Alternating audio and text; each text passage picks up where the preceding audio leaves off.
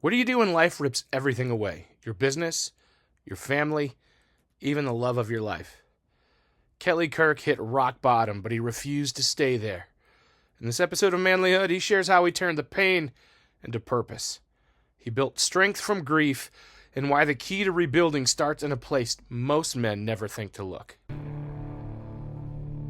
This is Manlihood, the podcast for men who want to rise up and live with purpose. With your host, Josh Hatcher, this show is here to help you level up as a husband, father, leader, and man, with real conversations and strategies to help you in every area of your life.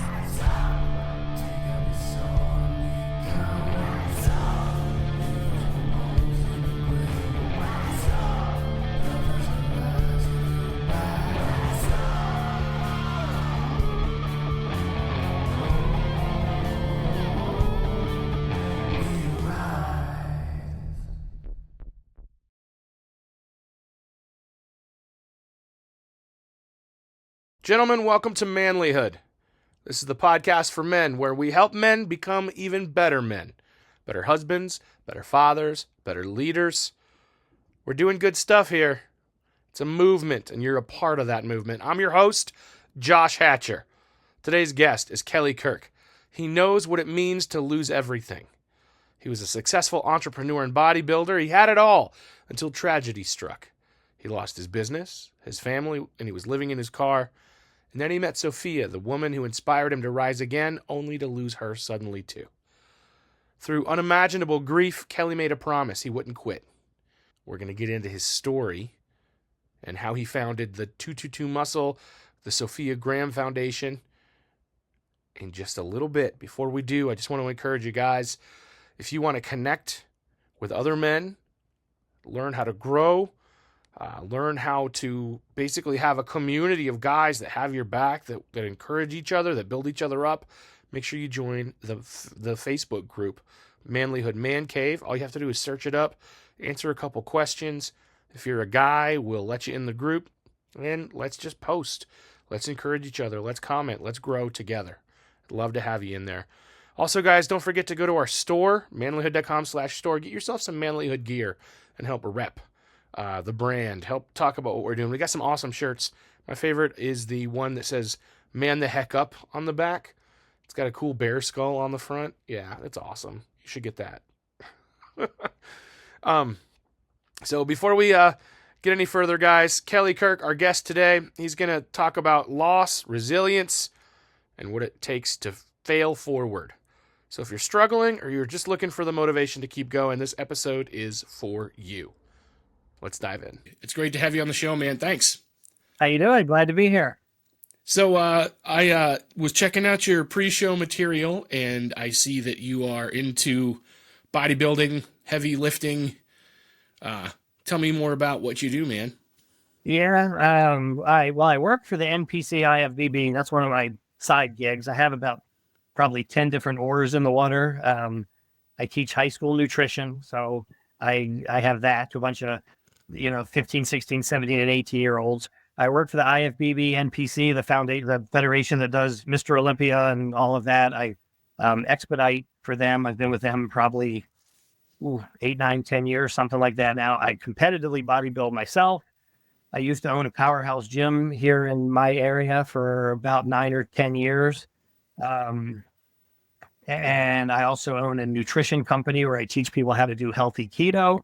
And I own a mental health nonprofit where I really push mental health through physical strength. So kind of everything, got a lot of different oars in the water, but they all sort of tie into bodybuilding, fitness, taking care of yourself physically to kind of help your mental. So I'm lucky in that sense that even though I have a lot of different things going on, they all sort of tie into that one central idea, I think.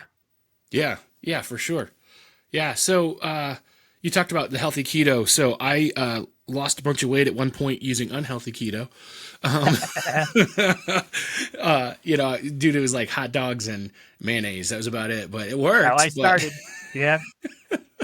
Started the same way. So I actually started keto. Sophia, my fiance, and we started keto. Oh, let's see, probably about 8.5 years ago. And there wasn't a lot of stuff out there on keto. It was just kind of hitting the internet, and everything was, low carb and keto, and you can making zucchini pizzas and crap. There wasn't a lot you could go buy that was keto. And we wanted to try it because we both had competed in bodybuilding. And when you go through bodybuilding prep, you always go low carb. I've been doing it 25, 30 years, and you always go low carb. You feel miserable on low carb because you'll get, maybe your coach or nutritionist gives you 50 carbs a day, 100 carbs a day. That's just enough glycogen to kind of get your muscles full, give you a little bit of energy.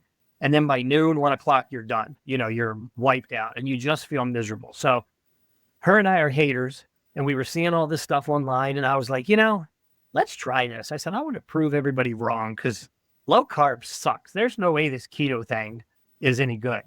And she was like, okay, let's try it. So we kind of experimented on ourselves, knew nothing about it. Same thing, like you said, we started eating hot dogs and cheese and butter. Man, it was fantastic, but we were eating the shittiest food you could imagine.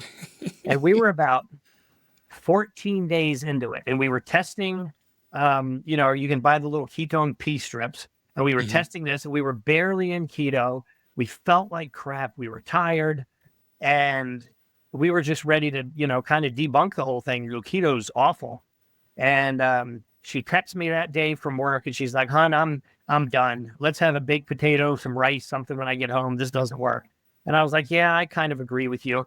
And I was online, and I was on some chat room, and I met a guy that was a scientist at the National Institutes of Health. And he was talking about diets and different stuff. And I said, I'm trying to do keto. And he goes, well, he said, I don't know anything about bodybuilding, and we don't call it keto, but a lot of scientists and doctors we call it a VLCHF, very low carb, high fat diet. He said it's been around since the early 1900s. We use it to treat epilepsy. They're looking at it for Alzheimer's and dementia. It changes your gut biome, like all this stuff, science stuff, right? And he said, it's really fantastic. And I said, well, I don't know what I'm doing because it sucks. We don't seem to be able to get into ketosis very well. I've got no energy. And he goes, well, if I can show you, a way to be able to get into ketosis, like I said, I don't know anything about bodybuilding, but maybe it's something I could use. And I said, you're on. So he really spent a little bit of time with me online, just talking about what I needed to look at and the macros and the science behind the macros and stuff. And I took it and kind of tweaked it for bodybuilding. Next thing you know, she and I were in ketosis, and it just kind of changed everything. The hard part was 6 years ago, nobody sold anything low carb. There was some Atkins stuff, but there wasn't a lot on the store. We would go in and we'd have to make our own bread, make your own damn zoodles, which are okay, but they're not that good. Fast forward to today, I can walk into any grocery store and there's low carb bread, low carb brownies, low carb candy bars, low carb everything. You can go to McDonald's, you can go to Five Guys. You go to Five Guys and get a bacon double cheeseburger with a lettuce wrap. If you did that 6 years ago, they look at you and go, what the hell's wrong with you? What do you mean? What do you mean no bun? Now everybody just kind of gets it. So it's a lot easier now. But it really kind of changed everything for us. We started a YouTube channel called Swole Kitchen, and we started making videos, 1 or 2 videos a week on just fun stuff that you could eat to show people that you can diet, you can be healthy, you can lose weight, you can gain muscle, but you don't have to do it the old way, and it doesn't have to seem like a diet. So we have everything from, steak and lobster to hot dogs to you name it. I mean, we used to do that quite a bit. So it's been a learning experience, a pretty fun journey. I do so many different health hacks, so to speak, between red light therapy, my hydrogen water, keto. I feel like I've got about 90 different things going on.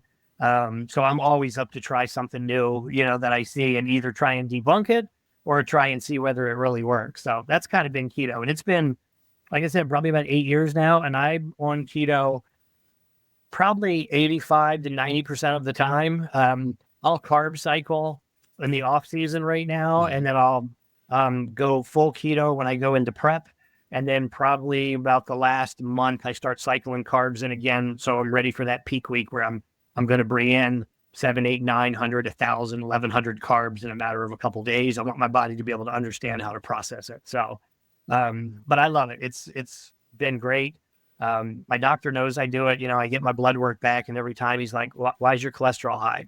Why do you care? Nobody cares about cholesterol. You know, a lot of the new research on everything except for one of your cholesterol levels, your SDL, DLC is about the only one. The total triglycerides and all don't really matter anymore.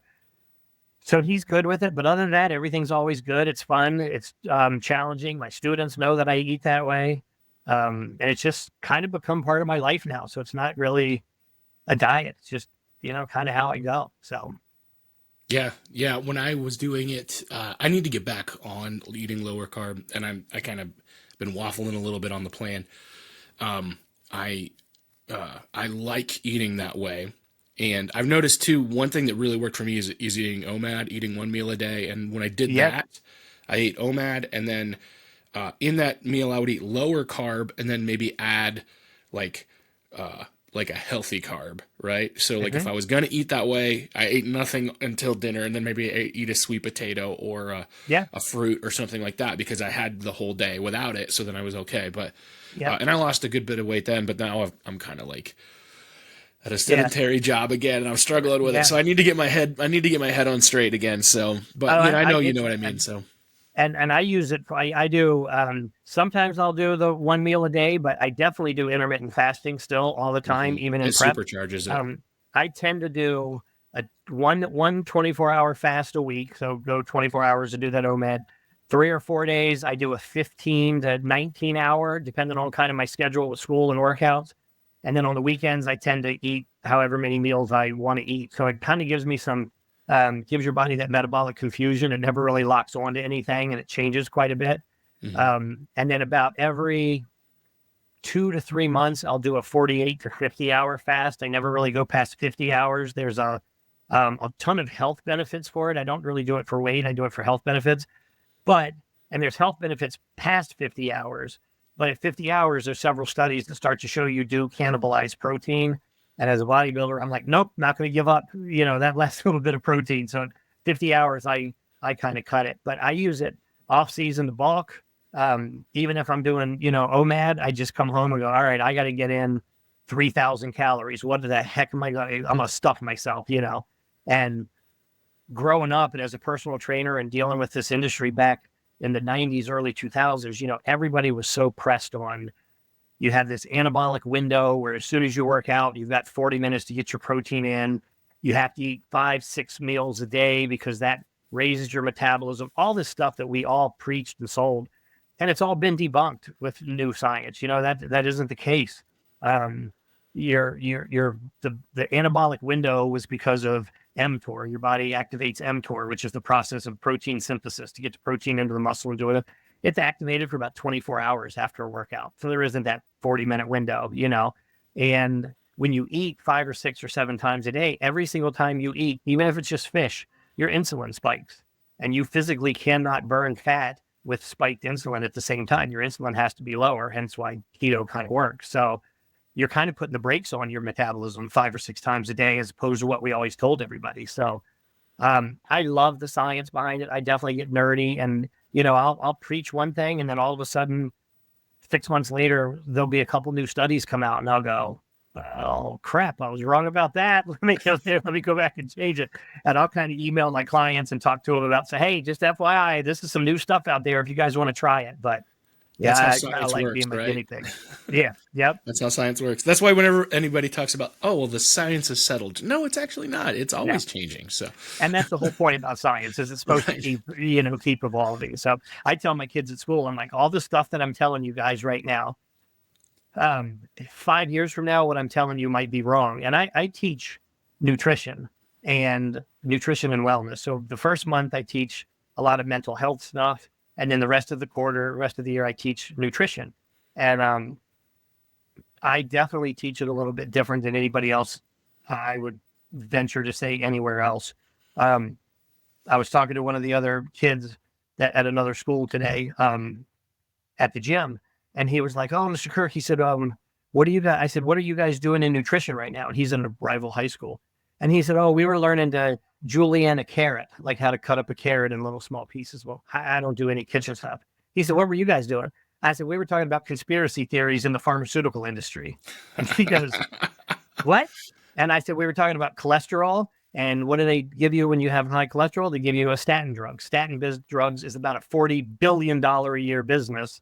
And most of us have no business being on it, but they will prescribe it all day long. So I talk to my kids about a lot of stuff like that. I'm always telling them, follow the money. If you have I'm not saying that one's right or one's wrong. You guys have to make that decision, but kind of follow the money on almost everything, especially when it comes to a lot of nutrition and health stuff, because some of it's just wrong. Our food pyramid that we both grew up with, it literally needs to be upside down, for it to be accurate. So, yeah. Well, it was developed by the people that were literally trying to sell you the food. So they were like, they worked for this industry that was creating this food, and you know, I mean, that's why. So crazy.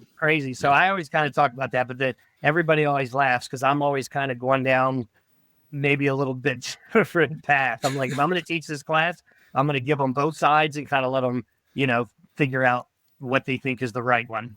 Yeah. Well, Kelly, it's not a conspiracy theory if it's true. So then it's a conspiracy. And eventually it usually comes out. It's a conspiracy theory if it's a theory. It's a conspiracy if it's true. So there you go.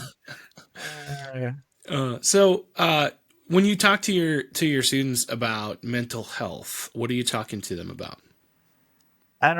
Growth is the big thing that I push. So I'm certified through John Maxwell as a keynote speaker and a leadership consultant. And I got that after, I'll tell you everything that happened with Sophia, but after kind of everything happened, I decided that was the direction I wanted to go. So when I start out with the students, we really talk about growth. How do you grow, not just in general, but how do you grow when you don't think it's possible? The kids maybe haven't all been in this place, but a lot of them have. The school that I teach, there's a lot of underprivileged kids. A lot of kids have been through things. I've had kids that have, their dad got shot in a drive-by. Their brother was in a gang. I mean, stuff that I never experienced as a kid. And I can't imagine how tough that is as a teenager. And I've had them come up to me and tell me, Mr. Kirk, I really appreciate what you talk about. I can relate to this because I've certainly been through enough.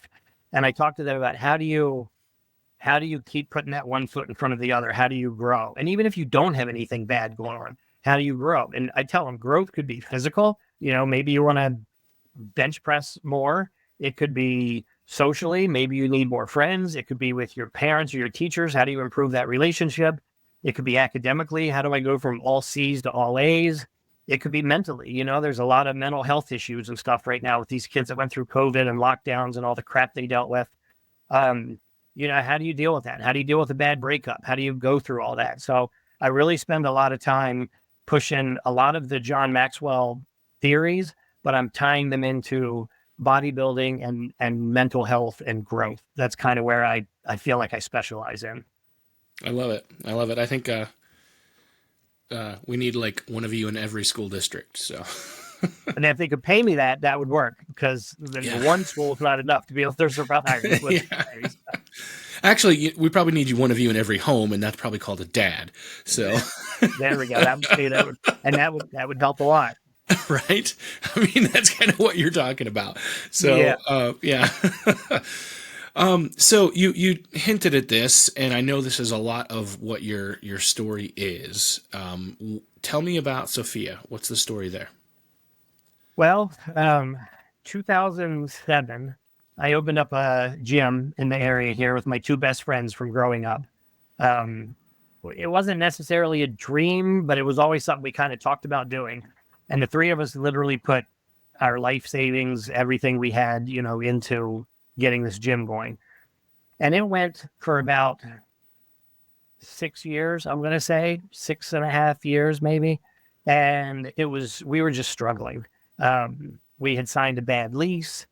It was the crappy part of the economy, 2011, 12, somewhere 10, 11, 12, somewhere around there. And the three of us just honestly didn't see eye to eye on how to run the business. I'll never say anything bad about them. We grew up together, but I didn't agree with how they were running the business, and they didn't agree with how I wanted to run the business. And we ended up having a huge disagreement one night, and they basically said that we weren't friends anymore. They didn't, consider me that way, that this business had ruined it, blah, blah, blah. And I said, well, guess there's no sense in me being here. And I got up and I grabbed a couple things off my desk and I walked out. And man, like I said, my two best friends from probably when I was 14 years old, and I haven't talked to them since. I walked out. I called Powerhouse Corporate, amazing family that owns Powerhouse. They've been doing this. Will Davish has been doing this since 1968 or something. And he said, well, what do you want out of this, Kel? And I said, I want the gym back, you know? And he said, well, hang on. The gym's probably not going to make it more than a year. Get your funds together, do what you need to do. And when it fails, I'll give it back to you. Cause I was legally still on the hook, but it made no sense for me to be there. And there was nothing for me to get out of it, you know, legally. So about 8 months later, they lost the gym and I went back in and took the gym over and tried to rebuild it. Ended up changing locations, kind of changing the direction of it, made it more of a hardcore meathead style gym instead of a full service, you know. And one of the first ones around, we had 2,000 square feet of turf, 30-foot bay doors that we would open, snow coming in and guys in there making noise and bench pressing, you know, just, it was definitely like a meathead style place. I always said everybody that came in that gym, you have to be an athlete. And I didn't mean you have to be an athlete physically. You have to be an athlete mentally. And there was a huge difference. We had an 89-year-old man in there, came in there and he said, the only reason I want to join is because I want to be able to make it up the stairs. I can't do it right now. And he would come in there and bust his ass every day as best as he could as an 80-year-old night. And 6 months later, he was up and down the stairs like it was nobody's business. And I would tell people when they would come, I'm like, that's our most badass athlete in this place. That guy right there. Like he gets it. It was the mentality thing. So really saying that and looking back at it now, I've never really thought that, but I think that's where some of my kind of mental, the growth part, you know, that I talk about now really kind of came from. So anyway, during all that, the relationship I was in ended. Money was a huge issue. We just didn't see eye to eye on stuff. And the gym was going down the tubes. I wasn't able to pay rent. There were days where I couldn't pay staff.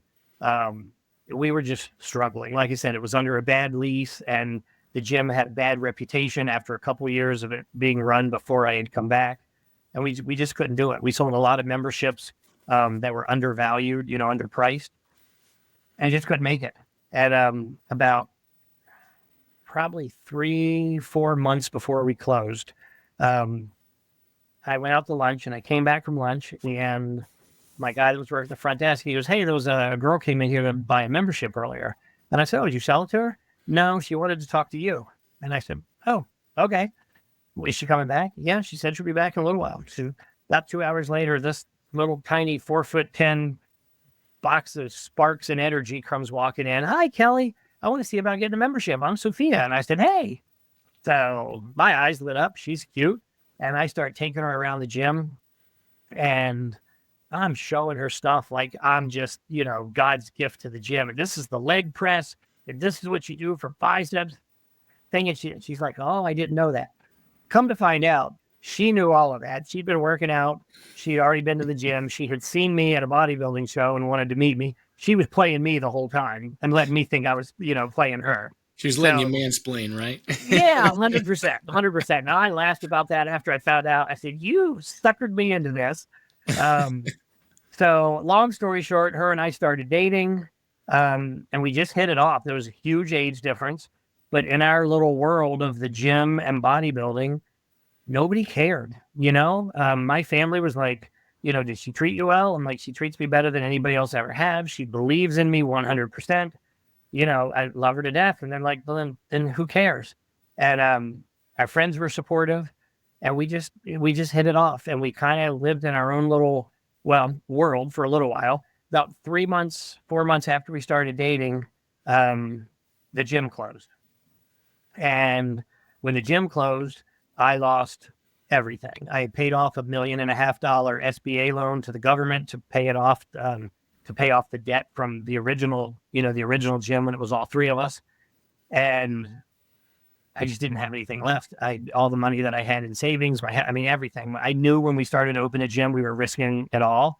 And I had said I was prepared to lose it all, but saying you're prepared to lose it all and actually losing it all are two very different things. And I ended up living in my car at a rest stop on 95 South. And my car was a smart car. So it's not like it was a station wagon with a whole lot of room. I was, jammed into a little ass smart car and no money. I would get up in the morning and I would look for jobs on Craigslist and I would go rake leaves, move stuff like that. And I lied to everybody. My family would say, "Hey, are you doing okay? What do you, where are you living?" Where you say, "Oh, I'm staying with a friend. Yeah, I'm doing okay." Friends would say, "Hey, are you doing okay? Do you need a place to stay?" "No, I'm staying with my family." Lied to everybody. I was embarrassed that I lost this gym that everybody liked, embarrassed that I lost everything that I had. Didn't want to face anybody. It was just miserable. And the only person that knew everything was Sophia. And she was 100% supportive. She was renting a room from a family here and was really someplace where I wasn't allowed to come, she wasn't allowed to have visitors. Although I would sneak over as much as I could in the middle of the night and climb through a window like I was, 15 in Romeo and Juliet or something. But for the most part, I was in my car and I was there about 3 months. And I was talking to a friend who owns a Gold's Gym that I've known from a previous life when I worked at Gold's Gym corporate back 20 years ago. And he was asking me, he's like, "I know I saw the gym, went under. I get it. Are you working out anywhere now?" And I said, "No." I said, "I don't have $30 a month to get a gym membership. I wish." And he said, "Well, I'll tell you what." He said, "If you and your girl want a membership, I'll give you a complimentary membership, but in one condition." And I said, "What's that?" He said, "You promise me you'll use it." And I said, "Well, what do you mean?" He goes, "A lot of people get memberships and they don't use it. I'm going to give you one, but only if you're going to use it." I said, "Yeah, hell yeah, I'll use it." So he gave me two. 4:30 the next morning, Sophia and I got up. We started going to the gym. We started training together. She wanted to compete. I hadn't competed at that point in 15, 16 years, but she wanted to compete and wanted my help. So we started training in the morning. We'd go back in the afternoon, started working out together. I was overweight, high blood pressure, high everything, just awful, and felt like crap. Confidence was awful. And we did this for about 6 months consistently. And after about 6 months, I had lost a little bit of weight. I was feeling a little bit better. And I realized as my physical got better, my mental got better. And it was just this kind of self-fulfilling prophecy, and things started going better for the two of us. I ended up getting a job at Prince William County, teaching nutrition, no less.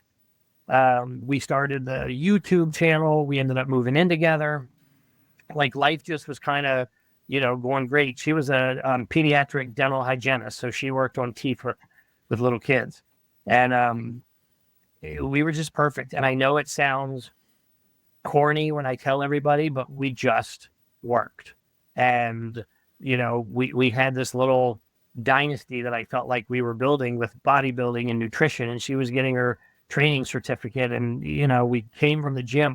Everything just worked for us. And she started competing, and she won. I'm trying to think what her biggest national show was. She won in physique, women's physique, and women's figure. She won Junior USAs down in South Carolina, both classes. So she was kicking butt and really wanted to take it as far as she could. And she asked me, kept pushing me, "You need to get back on stage. You need to compete." I said, "Well, we've been doing keto for about 2 years at this point. Nah, I don't want to compete." I said, "I got trophies from 20 years ago. I don't need some, third place trophy. It's not going to do me any good." And she's like, "No, I think you could compete and get your pro card. I think you could win." And I said, "Well, next time we're at an event," I said, "let's grab some of the judges that we're friends with." And I said, "We'll have them look at me. And if they think so, then maybe I'll do Masters Nationals," which at this point was in 9 weeks. So we go to an event that Saturday, and it was over. And I grabbed two of the judges, and she goes, "Tell him he needs to compete." They're like, "Let me see you." So I stripped down in front of them at the gym, and they were like, "Dude, get your ass out there." And I said, "You think?" And he said, "Yeah. Masters Nationals in 9 weeks." I said, "Can I get ready in 9 weeks?" "Yeah, you can get ready." And I said, "Well, how about this? I'll go home and put my diet together because I kind of want to do this on my own. But you put me a diet together and send it to me. If we're in the same ballpark, calorie-wise and macro-wise, I'm in. I'll do it." Send it to him that night. At the same time, he sent me his, and we were like 50 calories apart. I go, "Well, I guess I'm in. Let's do this." So we started training, and I did Masters Nationals down in Orlando, and I took second place the first time out. And I was like, well, I'll be damned. I guess she was right. I'm kind of locked into this, you know. About 11 days after Masters Nationals, I was back here. It was kind of towards the end of COVID. Her mom, she hadn't seen her mom in about a year at this point because we were dealing with all the, COVID crap. And her mom sent her messages, hey, I want to come up and see you. She lives down in Jacksonville. And her mom flew up here on a Wednesday night. She said, I'm going to get a hotel room. You can stay with me. We'll go shopping and eat and all this kind of stuff. So I see her on Wednesday night at the gym, and we leave out of the gym. I give her a hug and a kiss. I said, I'll see you on Saturday. We were working an event, and I talked to her Thursday. She was with her mom Friday night. Her and her mom went to dinner, had some Italian, came back to the hotel. She was texting me a couple things. We talked on the phone. I was telling her that I talked to the judges again. And I said, hey, I talked to two of the judges, and they really think that I could win the overall, and get my pro card if I do this again. And her last text to me back was, baby, I believe in you. I love you. You need to do this and go out there and kick some ass and win the whole thing. Kick some ass and win the whole thing. And that was about 10:30. And a little bit later that night, her mom called, and it was hands down the worst phone call I've ever gotten. She had passed away. And we really don't know why. The toxicology was clean. She was adopted from the country of Georgia. Had some bladder and kidney issues, I think, and there was some, maybe stuff going on there. But it's one of those things where, nobody ever really had a reason. And in the beginning, I felt like I wanted a reason, and now it kind of doesn't matter. You could have said she was a heroin addict, and I would have been like, well, she was the happiest heroin addict I ever met. Who cares?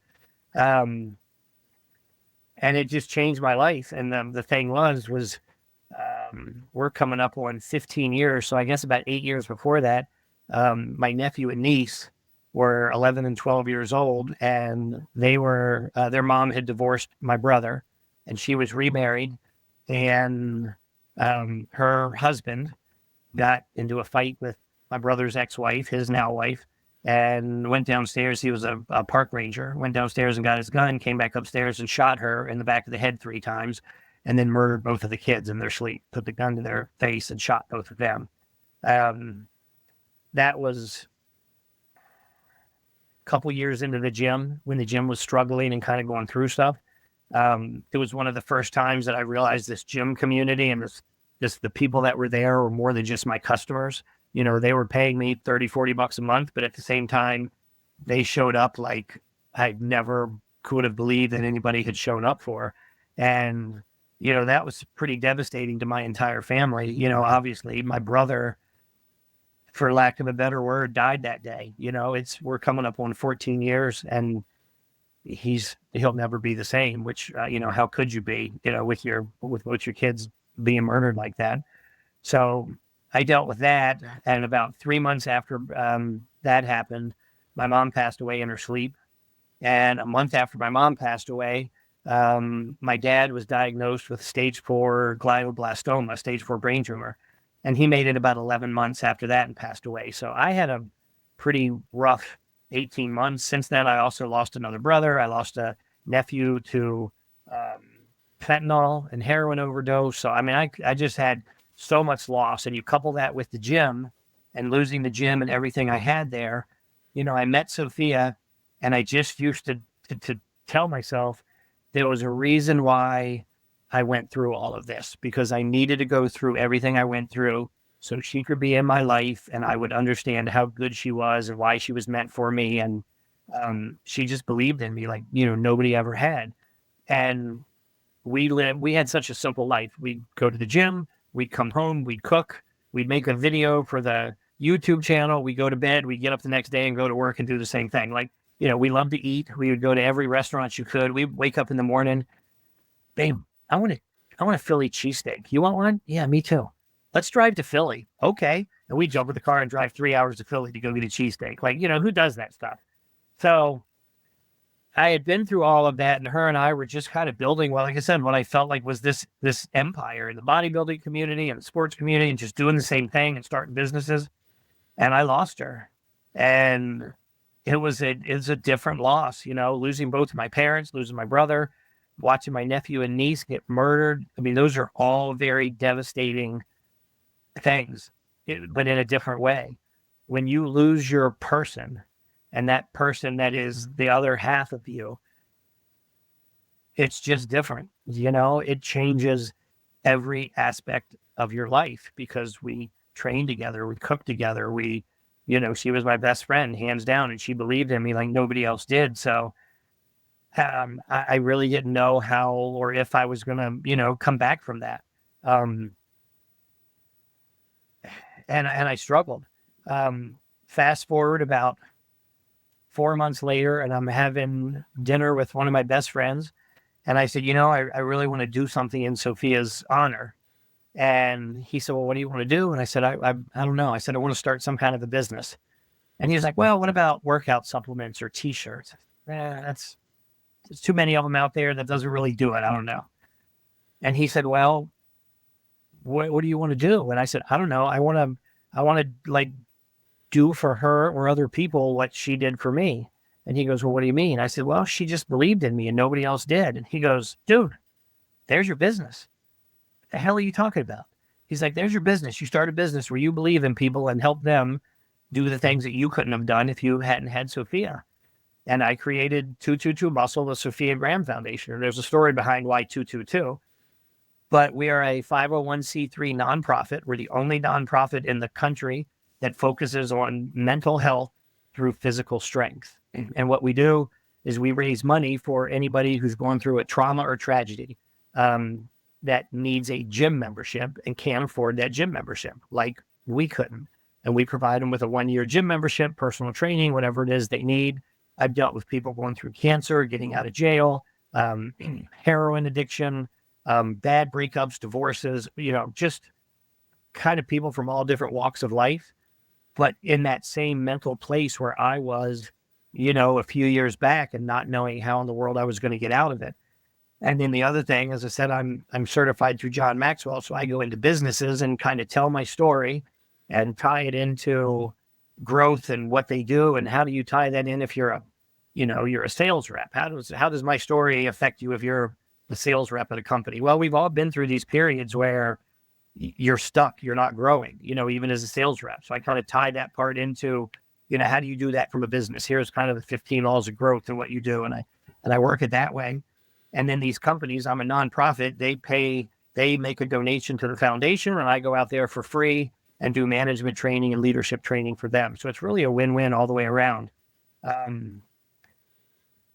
But it's just, there's no way to really explain it. We're 3.5 years into it, and I still cry every single day. At some point, every day, I lose it. And it might be in the middle of the gym because something will make me think about her.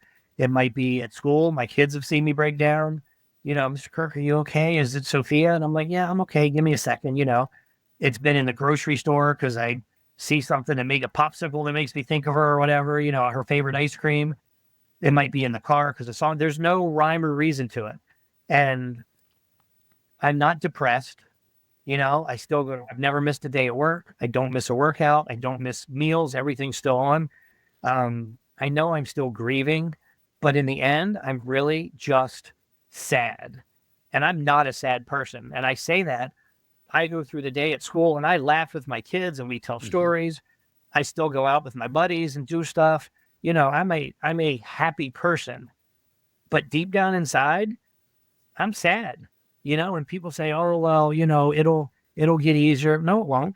There's never going to be a day when I wake up and don't miss her. We didn't break up. I was in love with her. That was my other half. So for her to be taken away from me, how do you get over that? How do you get past that? And some of the different, grief groups and things that I've been on social media, they talk about guys generally when they lose their, wife or partner, they kind of fit in one of two boxes. They either jump into a relationship right away and kind of replace it or try to, or they never do again. And I kind of feel like at 55, I'm probably in that never will again. I'm never going to say never, but like I said, it's been 3.5 years and I have no interest. I'm still madly in love with her. I still date her. I still go out on weekends and go to our favorite restaurant and sit. I just do it by myself. And that sounds, I know to some people that sounds morbid and horrible. I don't feel it that way. That's not how I feel. And one of the things I tell people all the time is there has been so much that has happened in this last 3 years that there is no way it's a coincidence. There is more to this life. I don't care if you are Christian, Muslim, I don't care, Hindu, what you believe, where you're from. I don't care what your beliefs are. At the end of the day, I promise you that this is not it. I know that. And had you asked me that 3 years ago, I probably would have said, yeah, I believe there's something else or, something more or whatever it was. But I wouldn't have had the conviction that I do now. There's just no question. The amount of things that have happened that you can't chalk it up to anything other than her or a higher power. I was literally sitting in class 2 months ago, and I have a beach ball in my room and it sits on the windowsill. It sat there for 2 years. And I was literally telling a story about her because the kids all follow her social media and they know her and they know the whole story. I want them to know me. It's easier for them to relate to me and vice versa if they know everything. And literally in the middle of my story, I said something about her and how much I missed her or something. And this beach ball sitting on the windowsill rolls off the windowsill and hits the floor and rolls across the freaking classroom. 30 kids saw it. You could have heard a pin drop. Mr. Kirk, was that a ghost? I said, well, probably an angel, but yeah, something. And that's just one. I mean, there's been 100 things that have happened. So I've really changed my, I don't know that I've changed my belief, but I guess my conviction. And that's why I think I'm okay being by myself. I'm out doing stuff that I enjoy. I'm happiest when I'm on stage or in front of people talking about her and talking about the foundation and trying to help somebody do that.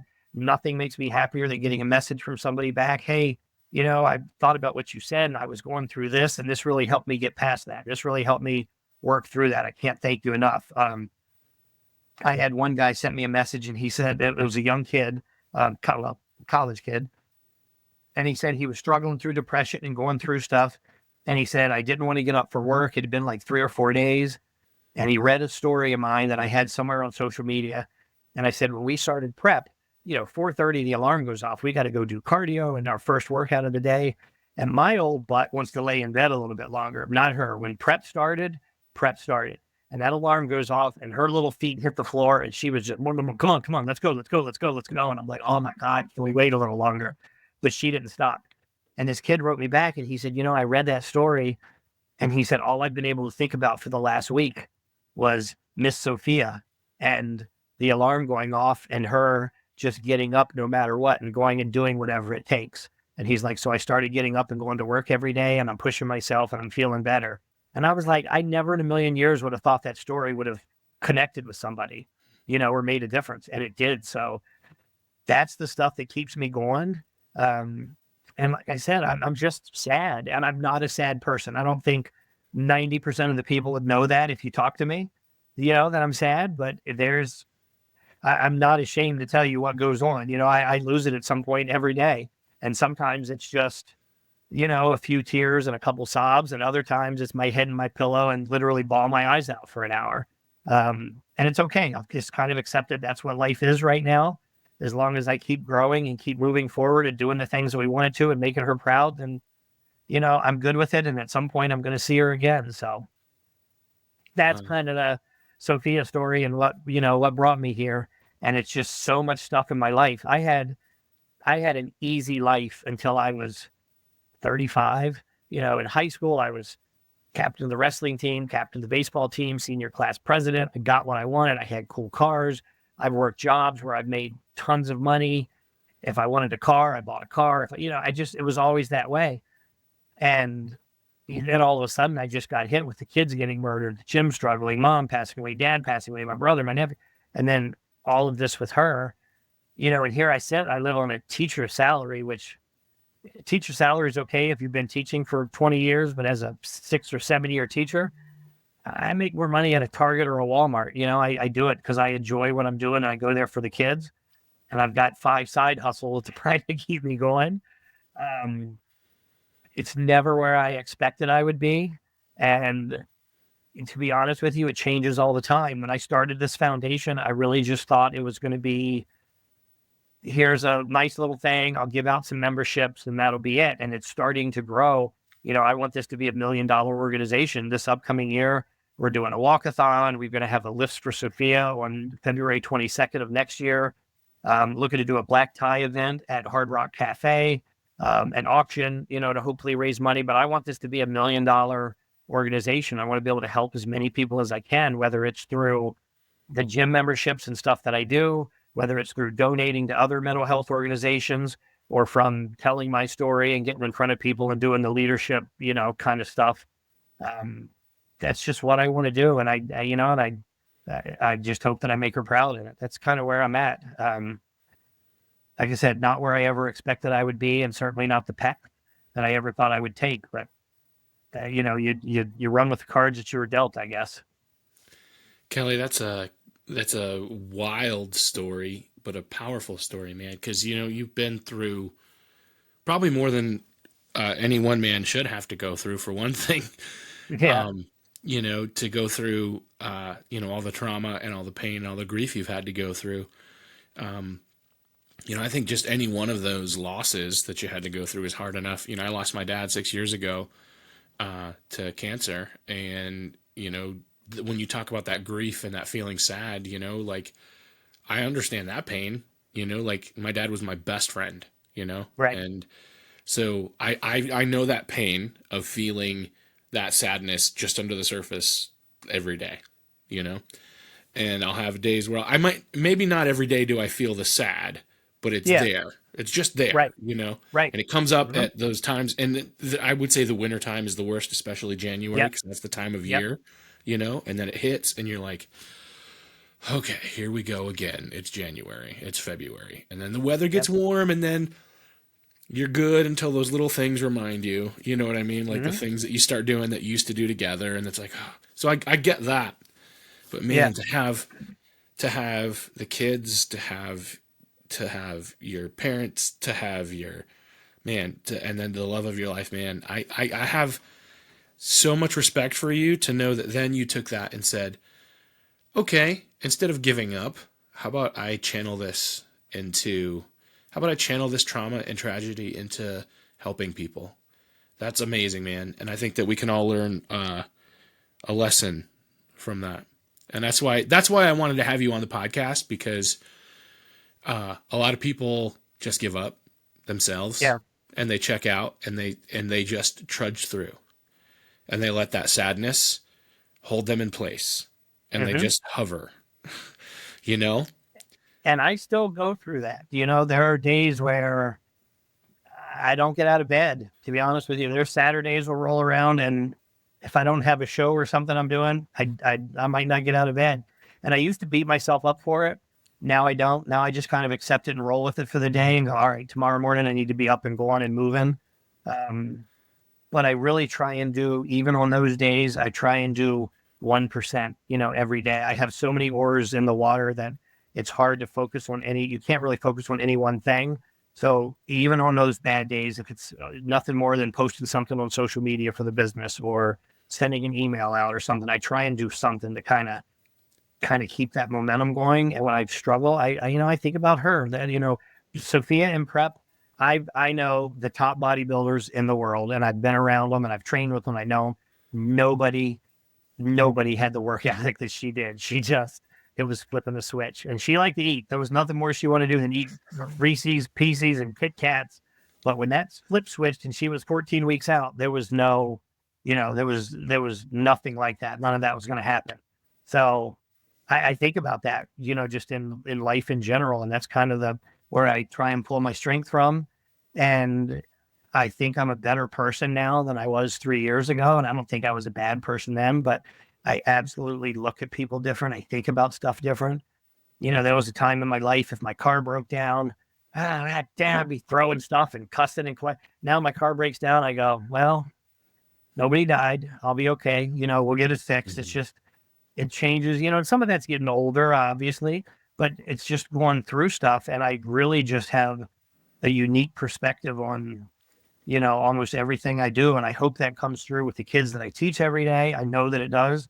And I hope it comes through, when I'm on stage talking to a group of people too. But, I owe it all to her, and I want her to have a legacy. She didn't get to have enough years physically on this earth to be able to leave her own. So I'm going to leave one for her. Good for you, man. Good for you. Hey, how long did you live in the car? If you don't mind me asking that question. 3 months. 3 months. 3 months. Yep. And I was, like I said, I was working jobs off of Craigslist. When I realized that I had lost it all was when I literally had scraped enough money to go to Walmart, and I bought a bunch of cans of tuna, and I get back to my car and I'm sitting at the rest stop, and I realized I don't own a fucking fork.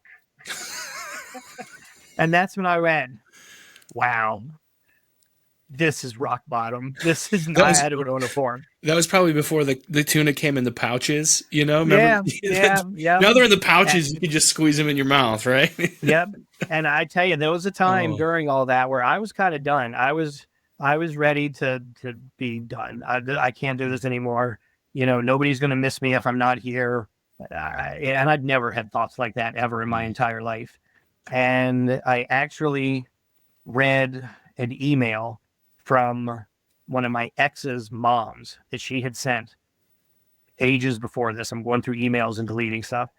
And in her email, she was talking about my ex had 4 kids and just how good I was with the kids. And you're such an inspiration. And you're so patient with them and blah, blah, and all this fantastic stuff.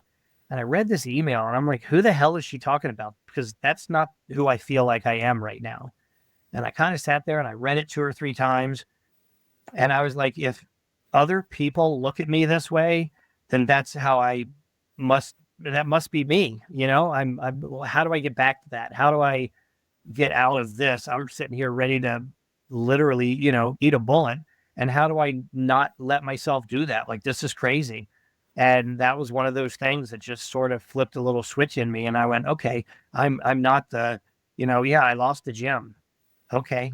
Plenty of people have lost businesses, figure it out. There's a way out. So between that and just having her, every day, babe, what do you want to do? You can do it. She was the one that pushed me to get into teaching.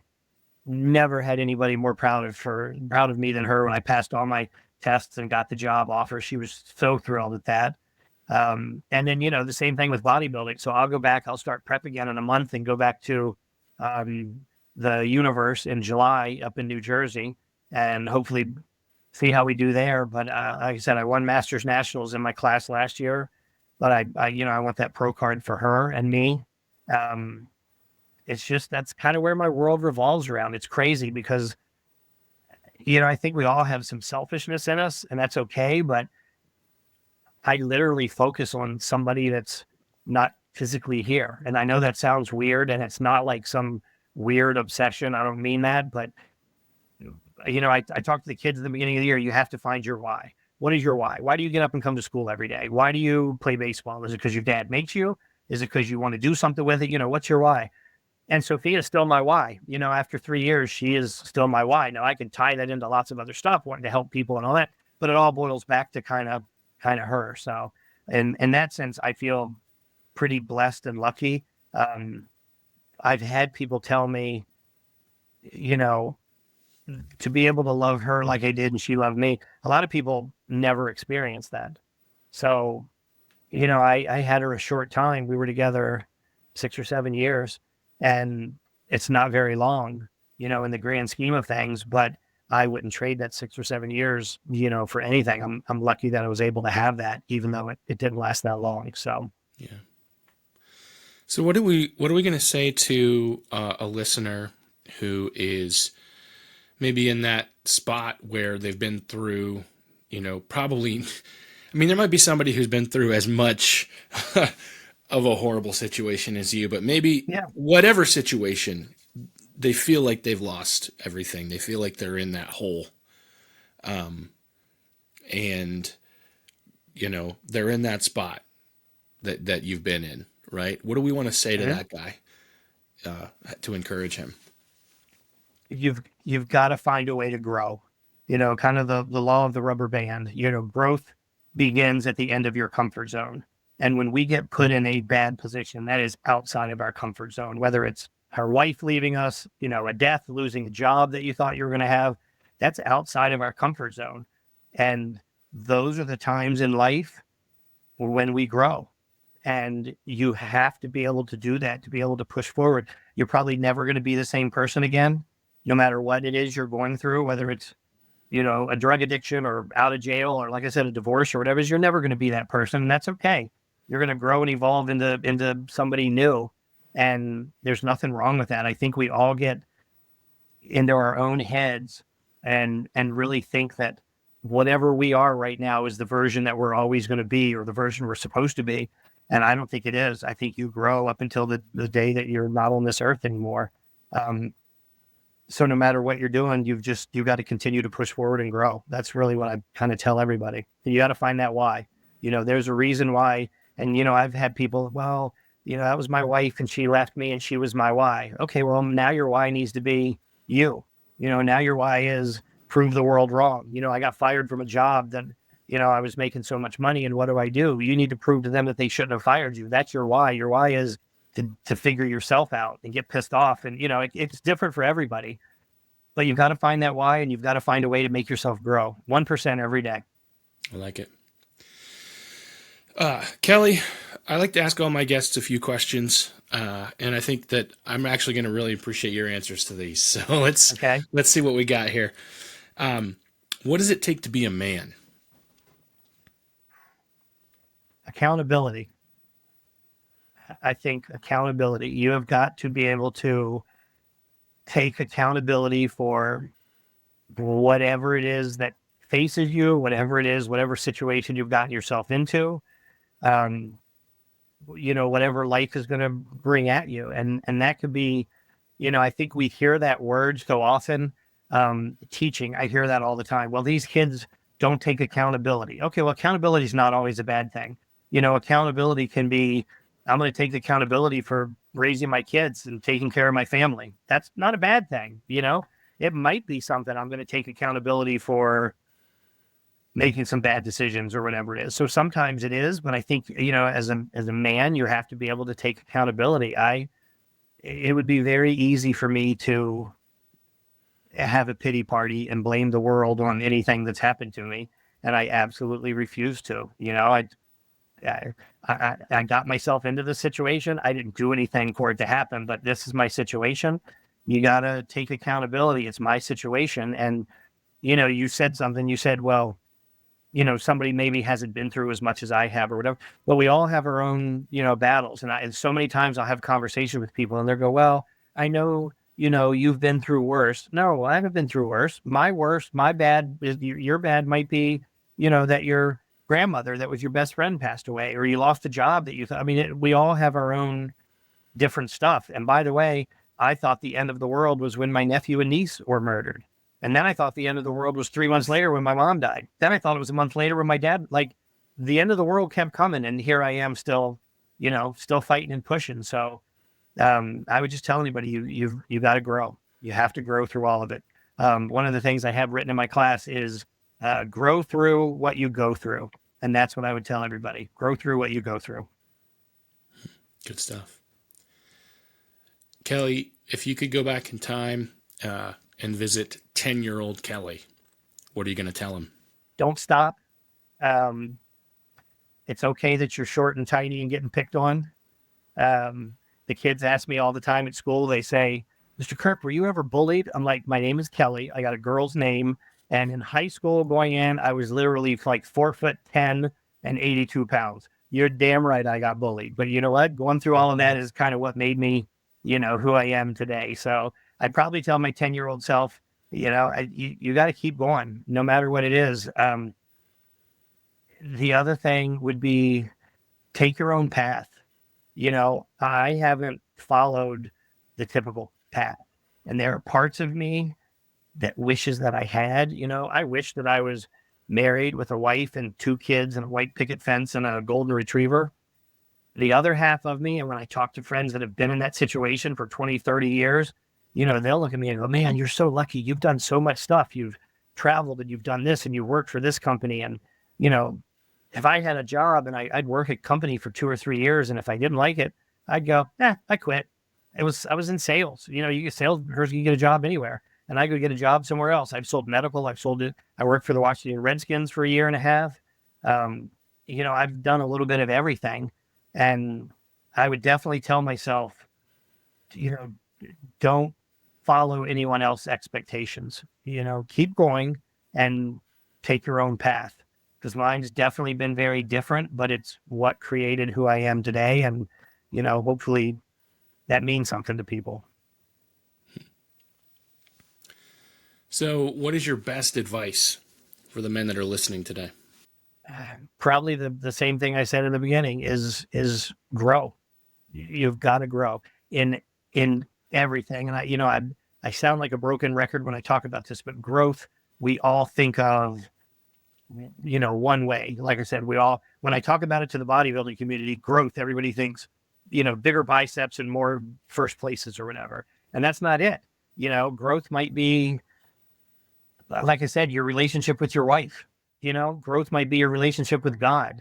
Growth might be, a healthier you. Growth might be, your work, your relationship with your kids, your mental health. Like I said, we all are going through stuff. Maybe your growth is, looking at your own faults and improving on stuff. There's so many different ways that we can grow. I think the biggest thing that not ruins us, but the biggest thing that is a detriment to everybody is being stagnant. And I don't mean that necessarily in a job, money sense, but just in whatever you're doing. And I've been in situations where I'm stagnant, where I'm not moving forward in something. And you've got to be moving forward. So move forward and grow would be my advice to everybody in every or any aspect of life that you can. Maybe you can't grow in every aspect, but there are parts of your life that you can grow in. Always. Yes, for sure. For sure. That's why I do what I do here at Manlihood, because I think that's something we all got to do. As I think as men, we've got to do that. We've got to say, how can I improve? A lot of men get mad at me too when I'm like, oh, I'm fine just the way I am. No, you're not.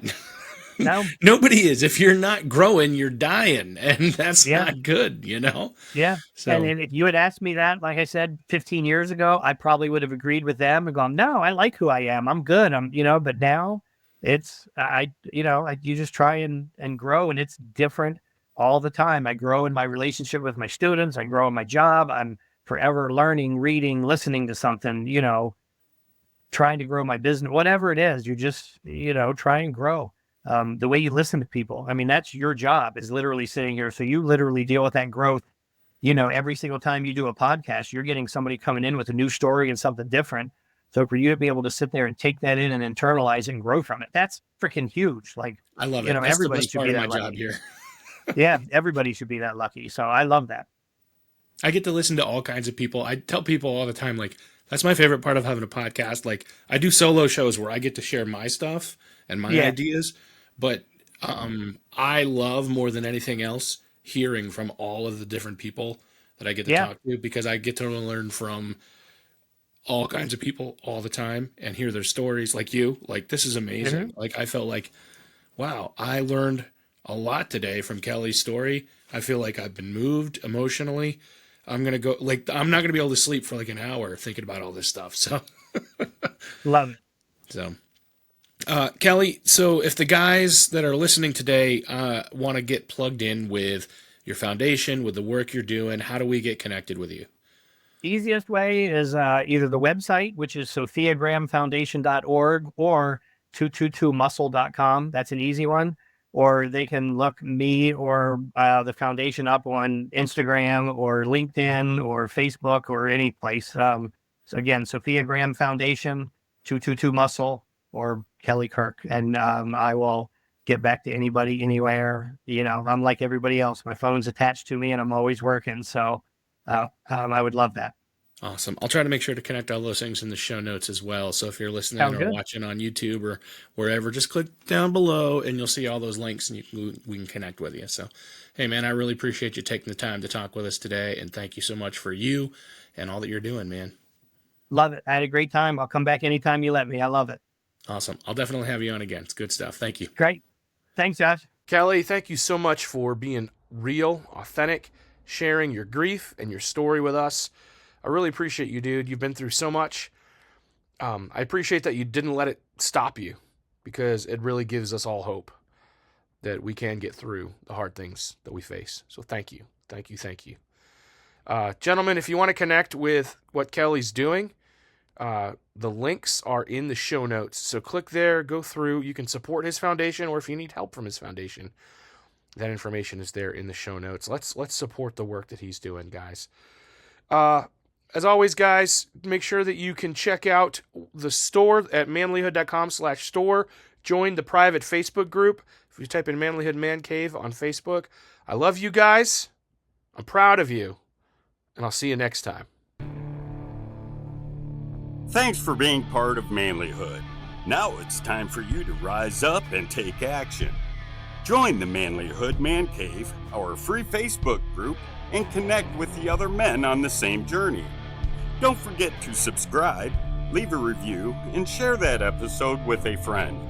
For more, visit manlihood.com.